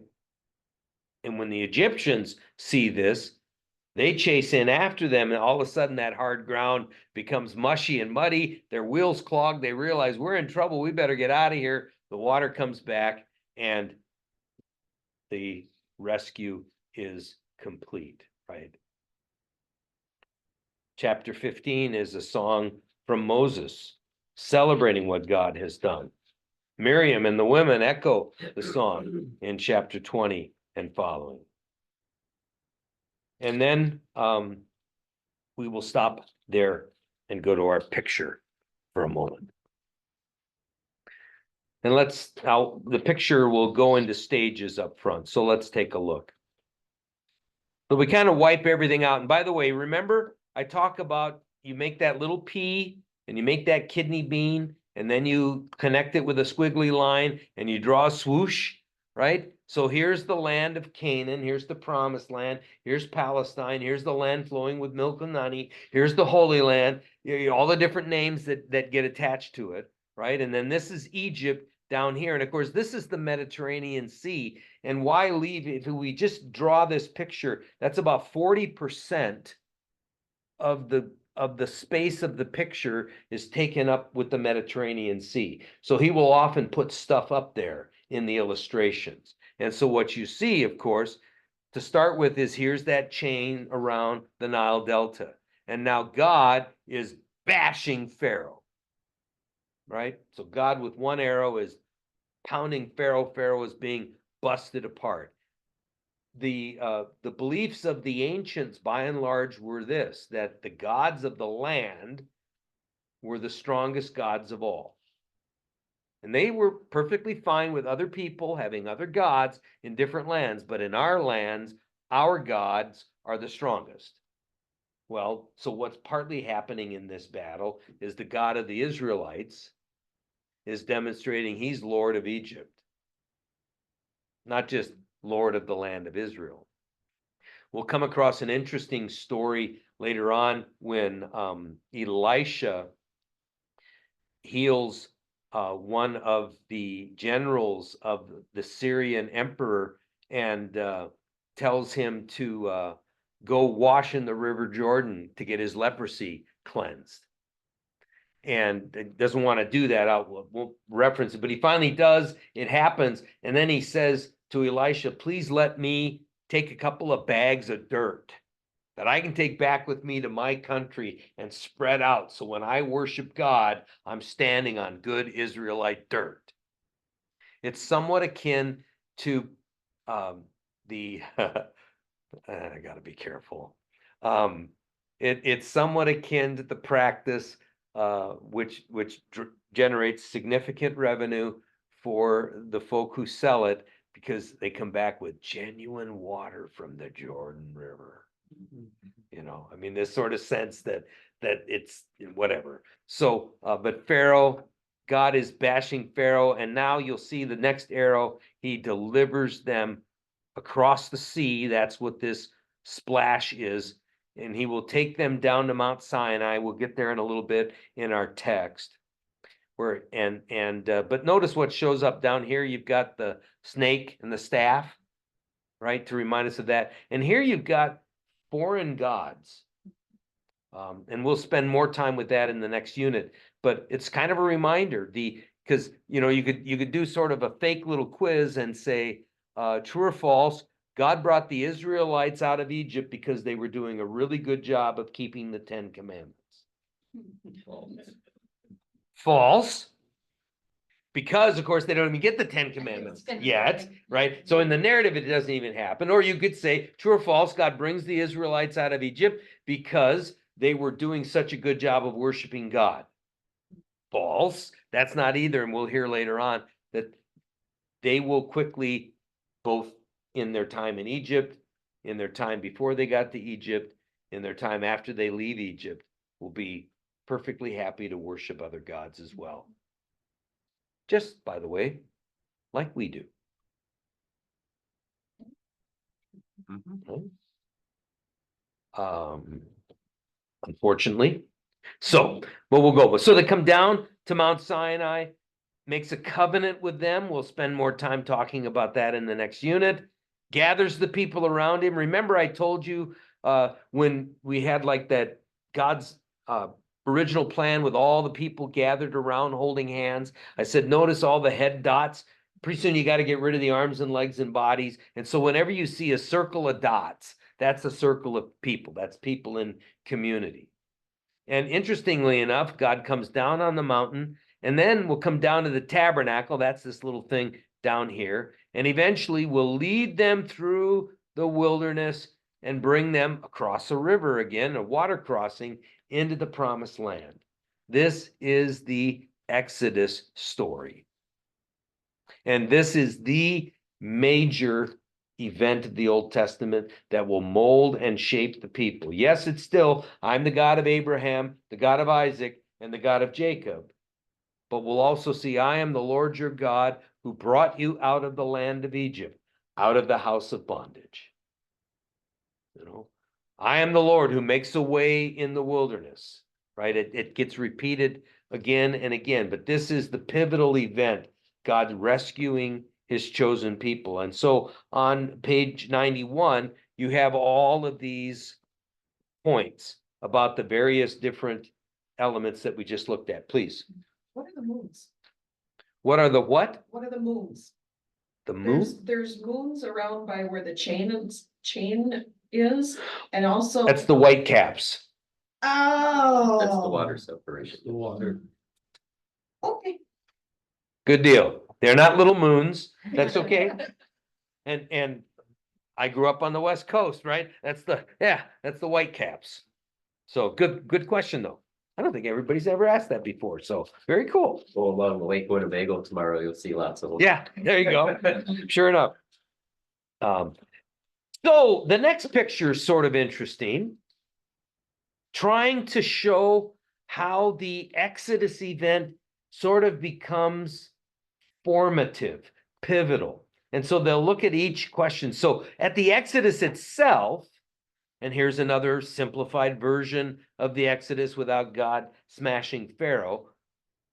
But the question becomes, why are we, God's people, in slavery? Well, you know, the answer is because the Pharaoh king arose who did not know Joseph. Where'd that Pharaoh come from? Yeah, so let me share that. The Bible doesn't tell us.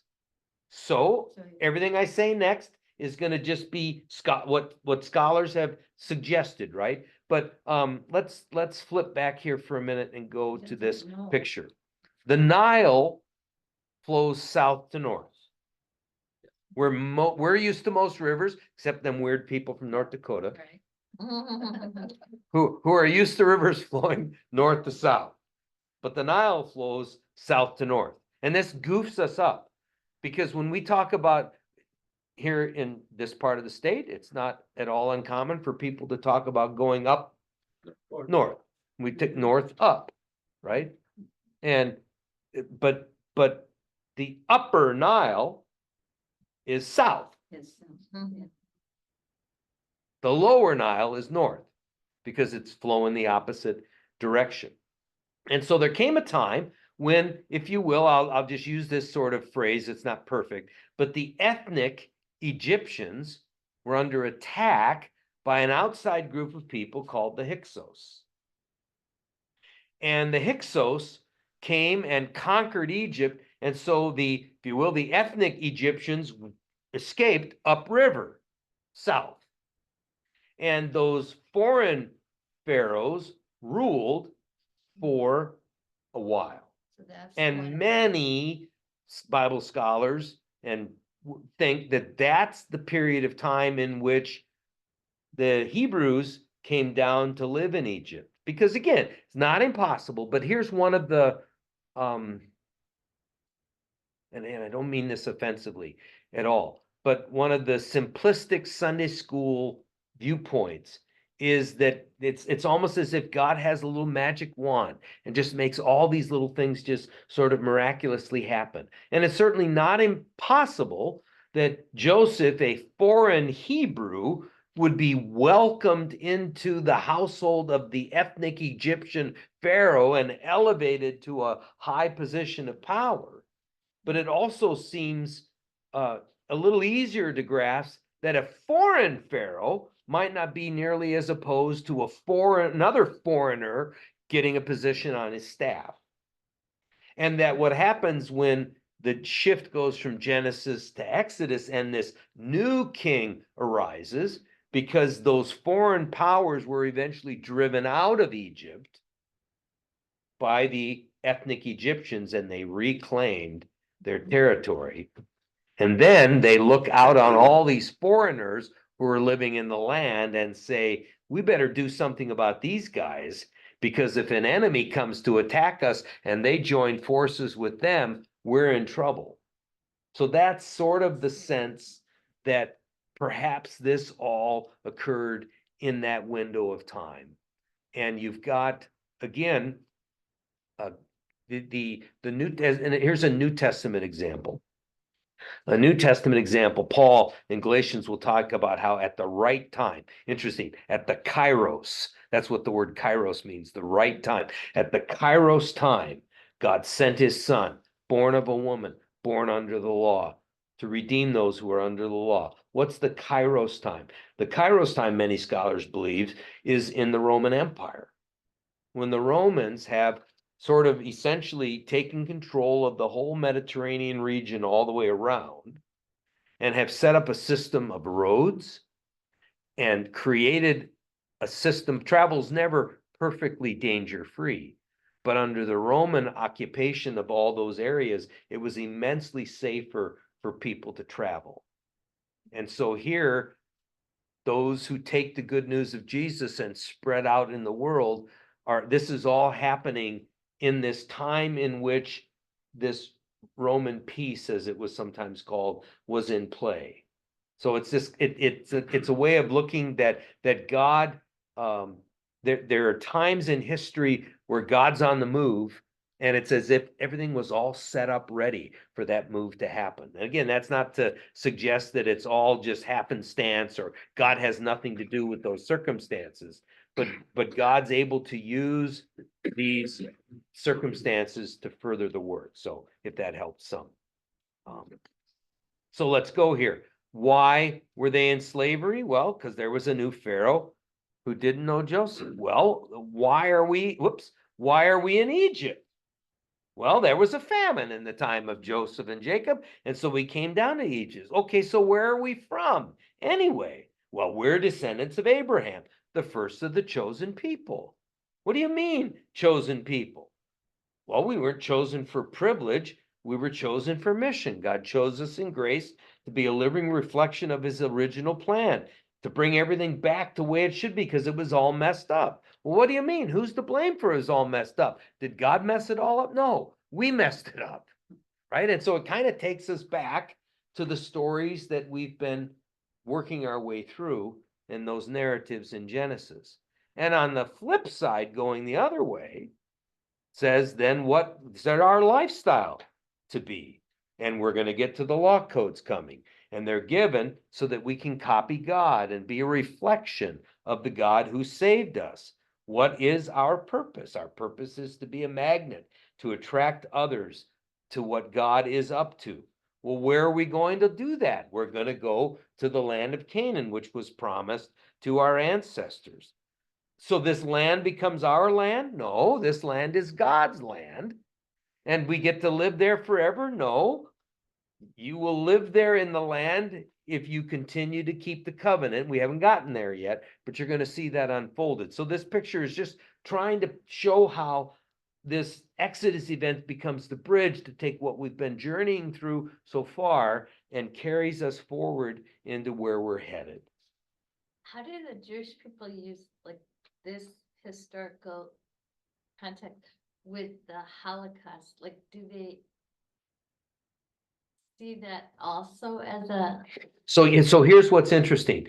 Holocaust is the word that's used to describe a whole burnt offering. And the Holocaust is a term, and again, it's this, one of the things that the Jewish people who practice their faith have been honed, and we'll see this occur through that whole exile experience, because that's the other big deal in the Old Testament, is the exile and the return from exile. But they understand themselves as this wasn't, they were sacrificed. They were the burnt offering. And it's the suffering, and it's not as if the Jewish people are the only people who have ever suffered. And certainly with the Holocaust, there were lots of other peoples who were murdered and destroyed and in that time. This is a different example. The gypsies were all gathered up and put into concentration, but the special ire of Hitler and his ilk was taken out against the Jews. And so that's why the Holocaust is often thought of in that way. But there is this suffering, and that somehow this, for those who kept faith, because some didn't, for those who kept faith, that somehow in the midst of this, God is still going to be at work, even though we have absolutely no idea how that's going to play out. Because as they look to their past, they see the oppression in Egypt. They see, all along the oppression they received from the nations around them, and the battles that are occurring, this kind of trusting sense that somehow, some way, God has his hands on this. And of course, for some, they pin it looking forward, waiting for the Messiah to come. And I remember one time when I was in high school, we had a comparative religions class, and we had a Jewish rabbi from the community come. And he had an interesting way of saying it, and I'm still, all these years later, processing that to some extent. But he said, we believe as Jews that Messiah is coming. And we know that when Messiah comes, it'll be the coming of the Messiah for the first time for the Jews. You Christians have already said the Messiah is coming, so it's going to be the second coming for you. So we would talk about the second coming being in which the way the Jews might understand it. And again, not all Jews hold that viewpoint, but I don't know how much that helps. But it's we will see a story of both suffering and oppression, but we will also for the Israelites, but we will also see the wanton disregard of the Israelites for God and their rebelling against God. And that cycle is also, so both things are happening in the narrative that we're working through. And again, that's why I come back to what I said at the early part, that you don't have to like everything that's in the Bible. So you don't have to say, boy, this was really good reading, I want to read this to my grandchildren. So you don't necessarily have to say, oh, I can't wait till I tell you this story. Because a lot of the narrative and the texts that we read are hard enough for us as grown-ups to process. And there's a lot of people that turn away from this. Let's look one other thing, and this picture is really important. So hopefully you, like me, when you look at this picture, see the hourglass. And an hourglass would stand for time, right? And the passage of time from the top to the bottom, right? As sands through the hourglass, so are the days of our lives, right? But what I also find is interesting is you see the symbol for God. Where's the symbol for God with reference to the hourglass? Inside it or outside of it? Outside of it. So now you've got at least a partial picture for what eternity is. God is outside of time. But notice one of the arrows goes in to that Exodus event that we just looked at. And again, this little picture here, or something like it, with chains, with God, an arrow from God, chains, water, and then sometimes just the loop-de-loop arrow, and maybe the water, and maybe the promised land. I mean, that's the Exodus. That happened in the past, right? So let's take this down. So here's God reaching into time, and the Exodus events happened in the past. But for the Jew, that's not just past, it's also present. It's not, and it's this whole difference between recalling and remembering. And he got the text from Deuteronomy 26 in the middle of page 95. And he underlines the pronouns. So you can look at it in your text, or you can grab your Bibles and look at it there. Your wording might be a little bit different. But when you go to Deuteronomy 26, and we're jumping way to the end, right? I mean, we're jumping out of this, but it's in a section that talks about what do you do when you have entered into the promised land. And by the way, Deuteronomy, we'll spend a whole chapter with that. Deuteronomy is kind of Moses's farewell speech, because Moses, and we'll see this more in the next couple of sessions, Moses will not be going with them into the promised land, because even Moses didn't maintain his faithful witness to God. And so Deuteronomy is sort of like Moses camping out with them, and it's sort of like what a mom or a dad might do to their child, maybe when they go off to college, but at least when they're going to go off to camp or going to go off to grandma. I mean, you sit down and you give your kids instructions, say, now here's what you need to do. And then it's kind of this. So when they come into the land that the Lord, I'll read, when you have come into the land that the Lord your God is giving you as an inheritance to possess, and you possess it and settle in it, you shall take some of the first of all the fruit of the ground, which you harvest from the land that the Lord your God is giving you, and you shall put it in a basket, and go to the place that the Lord your God will choose as a dwelling for his name. Okay? So here's where that phrase first fruits giving comes from. Here's why when we talk about tithing, or just even talk about giving offerings, we encourage people to give off the top, right? But you should go to the priest who's in the office at that time and say to him, today I declare to you that the Lord your God, to the Lord your God, that I have come in this land that the Lord swore to our ancestors to give us. When the priest takes the basket, sets it down before the Lord your God, you shall make this response. A wandering Aramean was my ancestor, some say my father. He went down into Egypt and lived there as an alien, few in number, and there he became a great nation, mighty and populous. When the Egyptians treated us harshly, afflicted us, opposing hard labor on us, we cried to the Lord, the God of our ancestors. The Lord heard our voice, saw our affliction, our toil, our oppression. The Lord brought us out of Egypt with a mighty hand and an outstretched arm, with a terrifying display of power and with signs of wonders. He brought us into this place, gave us this land, a land flowing with milk and honey. So now I bring the first fruit of the ground that you, O Lord, have given me, right? And this is not just spoken to the people who lived it, but for the people who come after. In other words, what takes place in the past is not just a history, it's my history. The people who went through the Exodus was not just my ancestors, it was us. And that, in part, to some, answers some of the giant numbers of people coming out of the Exodus, right? 600,000 men, plus a mixed company. Well, you figure, well, it couldn't have just been men. So if there's 600,000 men, there might be as many as 600,000 women.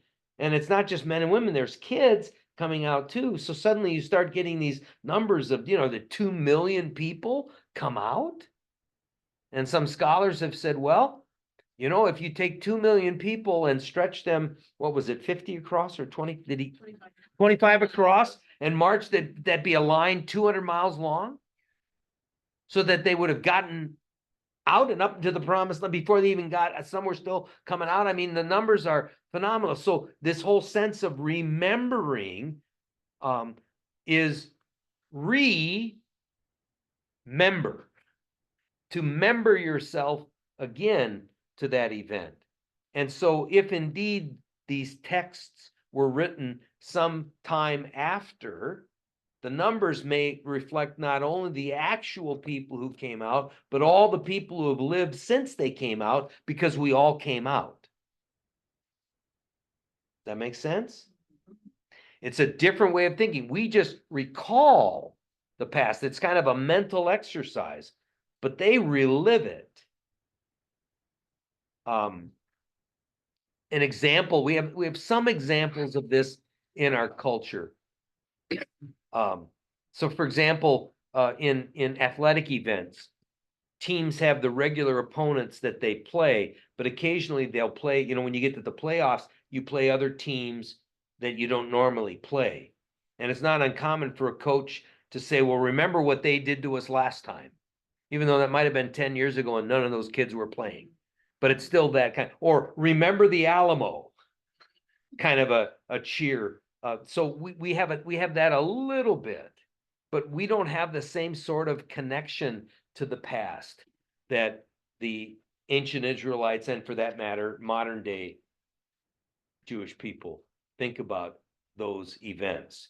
And so this whole sense of election, Exodus, covenant, Torah, all apply to us now, even though it was back in the past in history sometime. And one of the questions that we probably may not have time to get to today, had you look at the whole sacrament of Holy Communion or baptism. So when Jesus says, do this in remembrance to me, or do this to remember me, we're invited to be a part of that. Or when the Bible talks about how in baptism, we become a part of what Jesus has done. It's not just his death, it's also my death. Paul says, he writes, we were buried with him by baptism into death. So this remembering, this reconnecting is a part of what is happening here. And this is key to understanding what's happening in these events. Okay. Pages 96 talks a little bit about these foreigners who were ruling, and the different kind of things in Egypt with the Hyksos. So that's mentioned in there. But Moses is God's instrument. And when we come to the next unit, which is going to look at this covenant at Sinai, we'll go into that in a little more detail. But somebody read point 3 on page 97. Some historians suggest that the Israelites settled in Egypt while the Hyksos. No, next page. 97. Oh. Some translate the divine name which God revealed to Moses as he causes to be what exists. Others translate it as he will be, he is present, or I am who I am.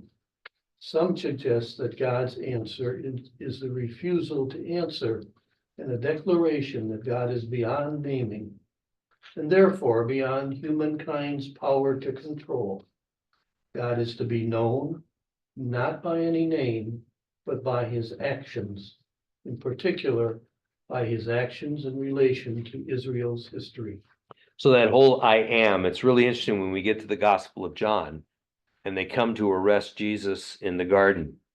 And he says, whom are you seeking? They say, Jesus of Nazareth. And he says, literally in Greek, I am. It's translated, I am he, in most of our Bibles. And when that happens, they all fall down in a posture of worship and submission, right? I mean, there's this connection there, and we'll come back to that. But this is the last picture that's in there, so I'll leave it up. But again, we've got the contest with Pharaoh on pages 98 and 99. the miracle at the sea, you know, where they crossed, how deep it was. There's a little joke that goes like this. There's a little girl in a park standing on a bench, shouting at the top of her voice. It's right after her Sunday school class when she learned about the Exodus. How great is the God of the Bible. He rescued his people Israel, taking them across the sea. And she keeps shouting, how great is the God of the Bible, rescuing his people, taking them across the sea. And this kind of crotchety gentleman comes walking up and says, well, don't you know, young lady, that the water was only maybe 3 inches deep at that point where they crossed? It really isn't that big deal. She thought for a moment. And she said, how great is the God of the Bible who rescued his people and destroyed the most powerful army in the world in 3 inches of water. So sometimes it's how you see, right? But anyway, lots of stuff here. We're going to dig some more into these texts as we go. And let's go to our prayers. Lord, make us instruments of your peace. Where there is hatred, let us sow love. Where there is injury, pardon. Where there is discord, union. Where there is doubt, faith. Where there is despair, hope. Where there is darkness, light. Where there is sadness, joy. O divine Master, grant that we may not so much seek to be consoled as to console, to be understood as to understand, to be loved as to love. For it is in giving that we receive, it is in pardoning that we are pardoned, and it is in dying that we are born to eternal life. Our Father in heaven, hallowed be your name. Your kingdom come, your will be done, on earth as in heaven. Give us today our daily bread. Forgive us our sins as we forgive those who sin against us. Save us from the time of trial and deliver us from evil. For the kingdom, the power, and the glory are yours, now and forever. All right, let me stop the recording.